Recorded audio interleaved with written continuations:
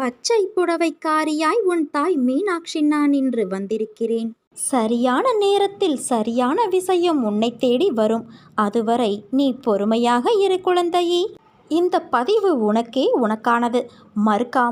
மறக்காமல் கேட்டுவிடு என் தங்கமே. இது உன் மீனாட்சியின் வாக்கு. என் குணநலன்களை, என் மகிமைகளை, என் லீலைகளை எப்போதும் நினைப்பவர்கள் தாமரை மலர் மீது வண்டு மொய்ப்பது போல அவர்கள் என்னிடமிருந்து பக்தியை வளர்த்து கொண்டே இருப்பார்கள்.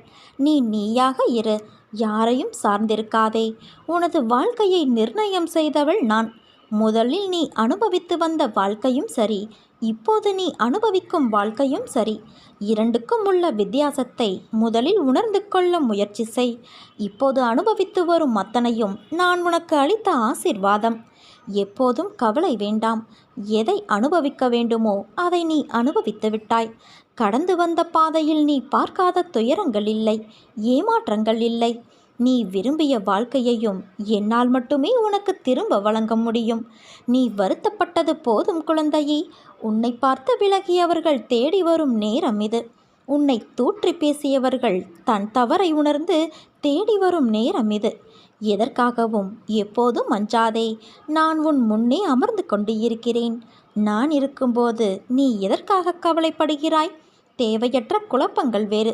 இதனால் நீ அதிக வருத்தத்தோடு இருக்கிறாய். உன்னை தினமும் வழி நடத்தி செல்லும் நான் அனைவரும் வியக்கும் வண்ணம் வாழ்க்கையில் உன்னை உயர்த்த மாட்டேனா? நிச்சயமாக நடத்தி காட்டுவேன். பொறுத்திருந்து பார். அன்பாக பேசு, அரவணைத்து பேசு. கோபம் கொடியது. அதை விட்டுவிட்டு என்னை பார், என் கண்களை பார். என்னை சரணாகதியடைந்தால் நான் உன்னை பாதுகாப்பேன் குழந்தையே. நீ எவ்வளவு தூரம் சென்றிருந்தாலும் உன்னை இழுத்து கொண்டு வந்து என் இரு உள்ளங்கைகளில் வைத்து பொக்கிசம் போல பாதுகாப்பேன்.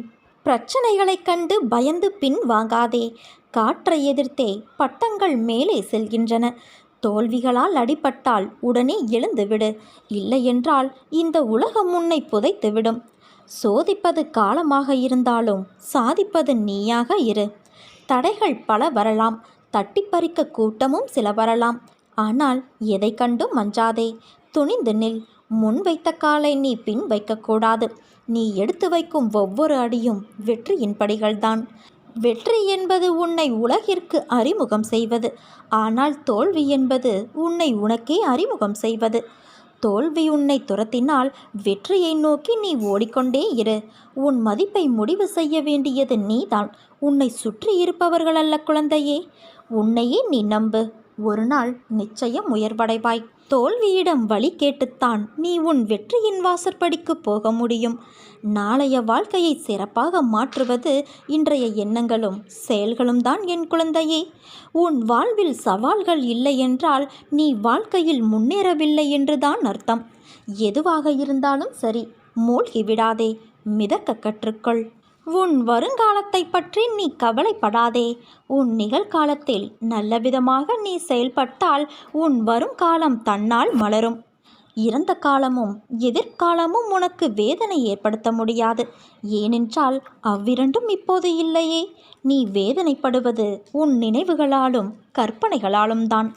ஒரு மரத்தின் வலி, ஒரு விலங்கின் வலி, ஒரு மலையின் வலி, இந்த பிரபஞ்சத்தில் உள்ள அனைத்தின் வலியையும் உன் உடலின் வலி போல நீ உணர்ந்தால் இவ்வுலகில் உள்ள அனைத்தையும் நீ நலமாய் பார்த்து கொள்வாய். நீ செய்ய விரும்பும் விஷயத்திற்கு எல்லோருடைய சம்மதத்தையும் ஒருபோதும் பெற முடியாது. பெறவும் நீ முயற்சிக்காதே. அதனால் அதை பற்றி நீ கவலைப்படாதே குழந்தையே. வாழ்க்கை எல்லாவற்றிற்குமே ஒரு மாற்று வைத்துள்ளது. அது நமக்கு பிடித்திருக்கிறதா இல்லையா என்பதை பற்றியெல்லாம் அதற்கு கவலை இல்லை. சூழ்நிலைக்கு ஏற்ப நீ உன் மனதை திடப்படுத்த வேண்டும். 2 வார்த்தை பேச வேண்டிய இடத்தில் அதிகம் பேசுவது தவறு. ஆலோசனை கூறும்போது உன் கருத்தை பிறரிடம் கூறி சொல்வது தவறு. அதேபோல நேர்மையாக பயணித்து தோற்பதும், முடிந்தவரை போராடிய பின் தோற்பதும் வெற்றி பெற்றதற்கு சமம் என்று அர்த்தம் கொண்டு மீண்டும் மீண்டும் முயற்சி செய். உனக்கு வேண்டியதை பிறரிடம் இருந்து எதிர்பார்த்தால் அது எப்போதுமே கிடைக்காது. உனக்கு வேண்டியதை நீதான் முயற்சி செய்து அடைய வேண்டும். வெற்றியா தோல்வியா என்பதல்ல வாதம். ஆடுகளத்தில் நீ இருக்கிறாயா என்பதை மட்டும் அடிக்கடி உறுதிப்படுத்திக்கொள். உயிரை தொங்கும் மாங்காய்க்காக கல் உயர்த்தும் சிறுவனை கவனித்துப் பார். எரியும் கற்கள் தோல்வியை தழுவுகின்றன என்று கைவிட்டு போவது இல்லை. கடைசியில் ஒரு காயாவது அவன் கைகளில் விழும். அதுவரை அவன் களைப்படைவதில்லை, அவன் கரமும் மனமும்.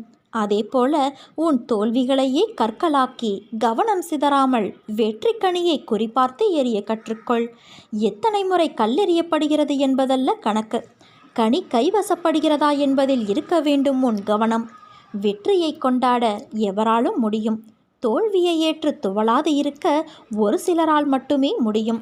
அந்த சிலரில் ஒருவனாக நீ இருந்தால் வெற்றி கோப்பை விரைவிலேயே உன் கையில் கிட்டும்.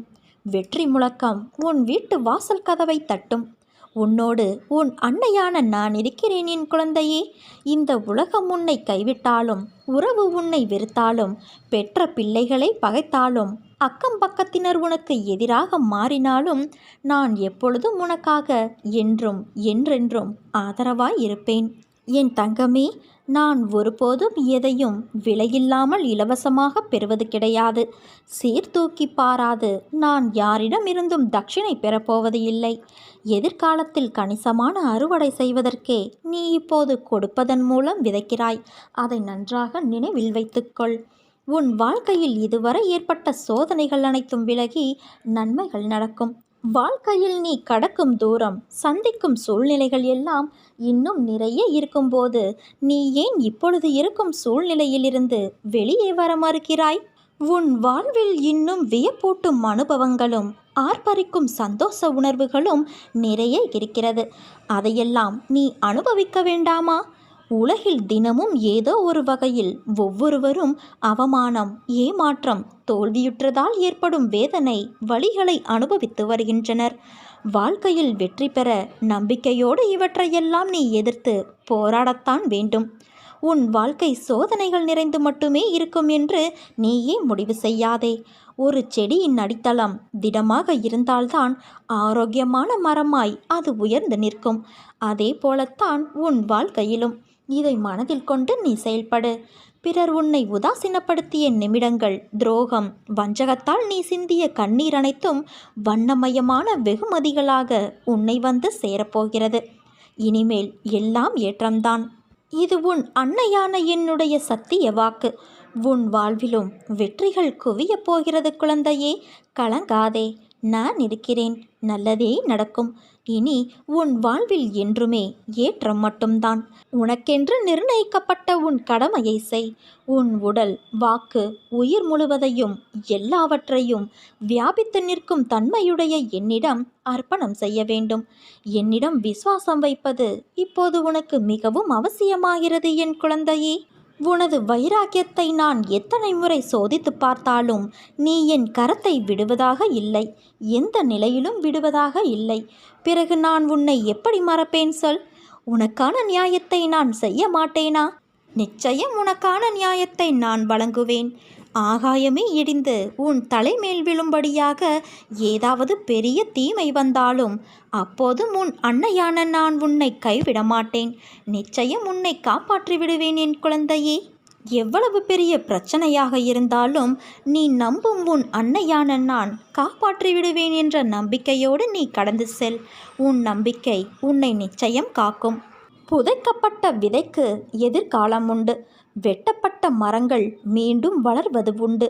வெறும் தோல்விகளைக் கண்டு சோர்ந்து போனால் உன் வாழ்க்கையை யார் வாழ்வது? உன்னை தூக்கி எறிந்து விட்டார்களே என்று கலங்காதே. நீ தூக்கி எறிய கல் இல்லை. வைரம் என்பதை தூக்கி எறிந்தவர்கள் பார்க்கிற அளவுக்கு உன்னை உன் மீனாட்சியான நான் வாழ வைப்பேன். உன்னை பிரகாசிக்க செய்வேன்.